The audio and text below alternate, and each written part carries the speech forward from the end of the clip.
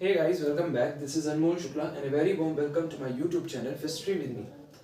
In today's lecture, we are going to talk about individual behavior, जिसमें हम personality को थोड़ा सा स्टार्ट करेंगे, फिर अगले लेक्चर में हम पर्सनालिटी के डिटर्मिनेंट्स के बारे में पढ़ेंगे जो कि बहुत इंपॉर्टेंट है, फिर हम परसेप्शन में आएंगे, लर्निंग में आएंगे, मोटिवेशन पे आएंगे।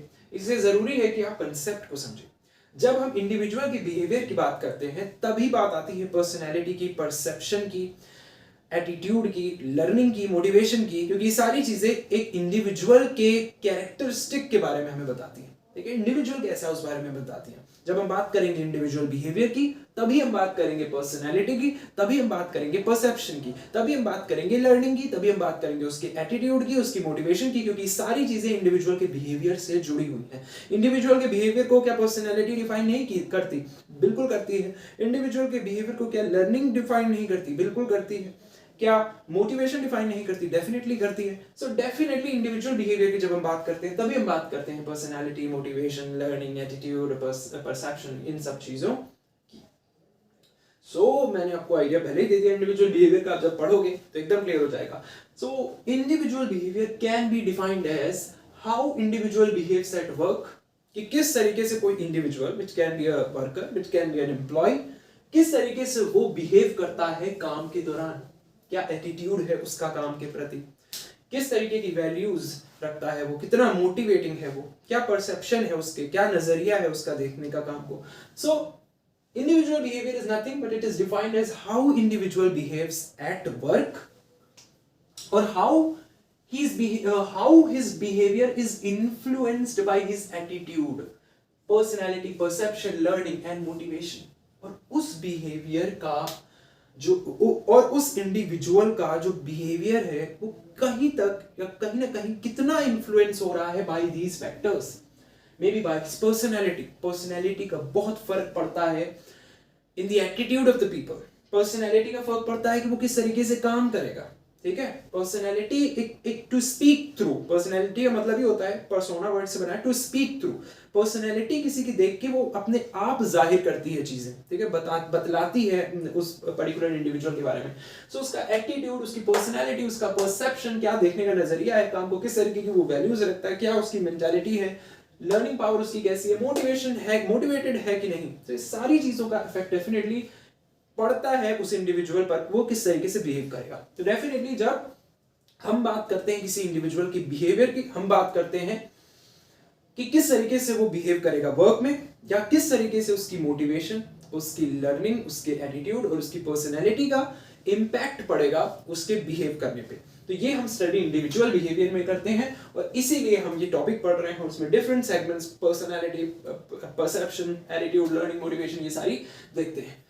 क्योंकि हम जानते हैं भाई समझना मुश्किल है, बहुत मुश्किल है, क्योंकि not everybody same, everyone is unique, every individual is different in nature. तो सबकी अलग अलग पर्सनैलिटी, सबकी अलग लर्निंग, सबके एटीट्यूड अलग अलग, सबका परसेप्शन, सबका देखने का नजरिया अलग अलग। ठीक है, so every individual is different. वही बात है ना कि ग्लास आधा भरा है, ग्लास आधा खाली, कोई बोलेगा ग्लास खाली है, कोई बोलेगा ग्लास आधा भरा है। सो देखने का नजरिया, that is what perception is.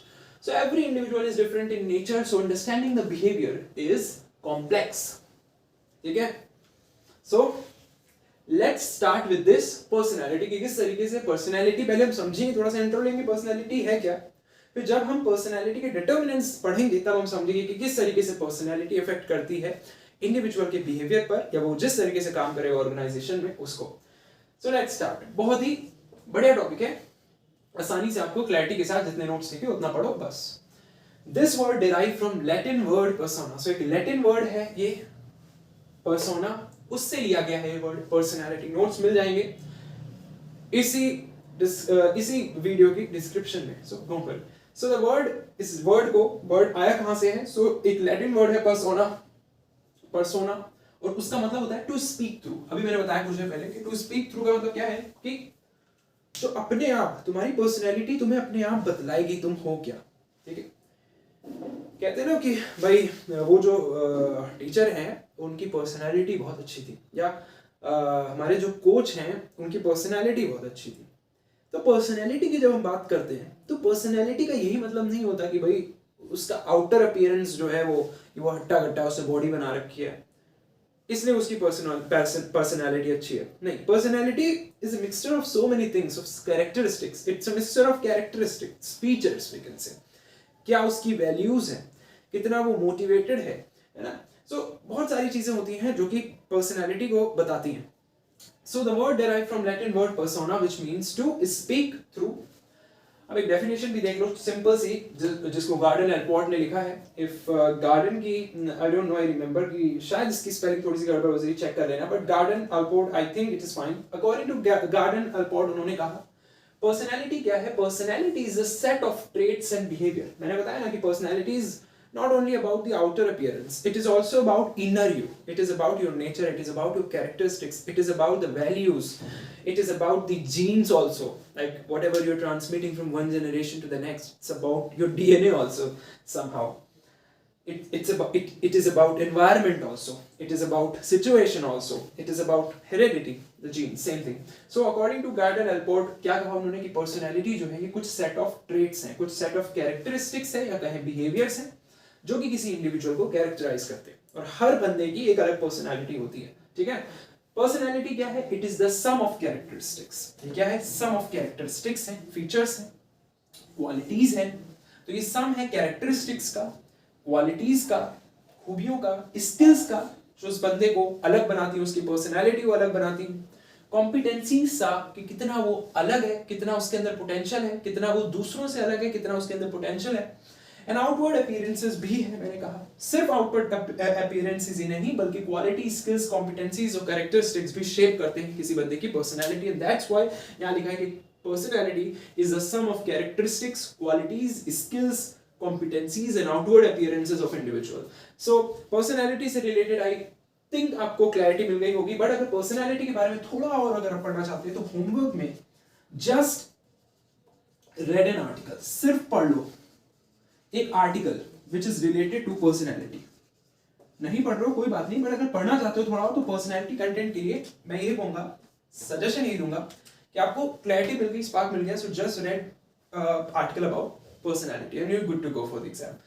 लेकिन अभी पर्सनैलिटी के बारे में सारी बातें हमने की नहीं है पूरी, क्योंकि अगली वीडियो में हम पर्सनैलिटी के बारे में बहुत सारी बातें करेंगे, जैसे कि पर्सनैलिटी के determinants, but that will do in 9th part, this is 8th part.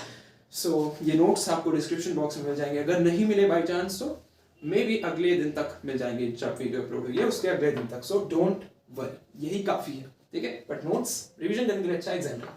So keep watching, keep supporting, keep sharing with your best friend. Thank you.